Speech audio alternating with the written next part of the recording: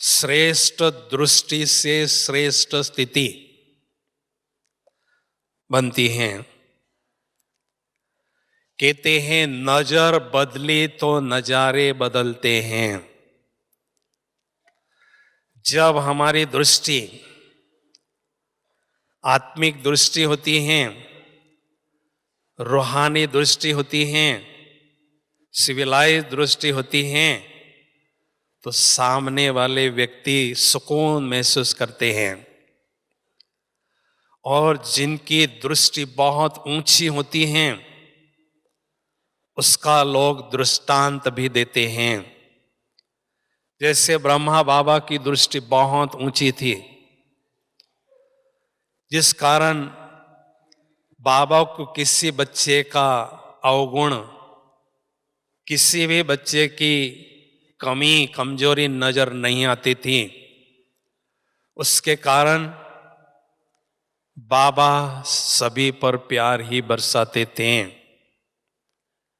दुनिया में कहते हैं, दुनिया वाले लिखते हैं कि बुरी नजर वाले तेरा मुंह काला। हम तो ऊंचे बाप के ऊंचे बच्चे हैं, ब्राह्मण कुल के ऊंची शान हैं। ऐसे ऊंचे ब्राह्मण कुल वाले हम बच्चे हैं तो उनके बोल भी ऐसे सुखदायी हो, प्रेरणादायी हो, वरदानी हो।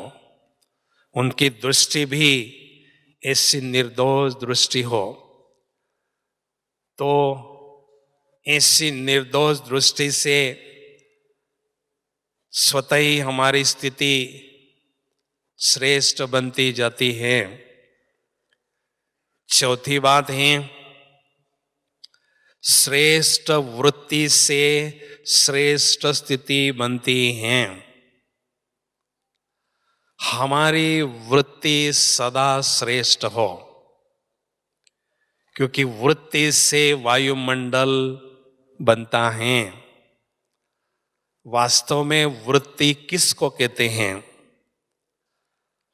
मान लीजिए जब हम मुरली सुनने के लिए बैठते हैं तो हमारे बाह्य मन में कुछ संकल्प चलते हैं, लेकिन उस समय साथ साथ जो सुषुप्त मन होता है उसमें कुछ और संकल्प उठने लगते हैं। तो सुषुप्त मन का कनेक्शन हमारी वृत्ति के साथ होता है।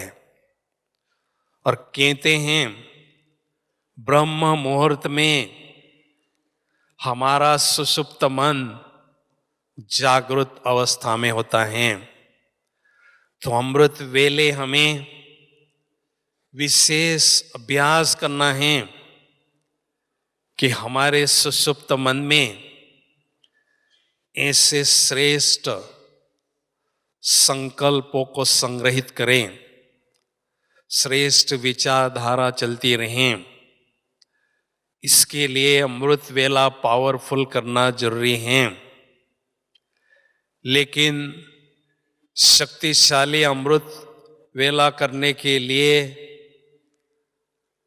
रात्रि को सोना, कैसे सोना है ये हमें स्पष्ट होना चाहिए। हमारी सोने की विधि यथार्थ होना चाहिए।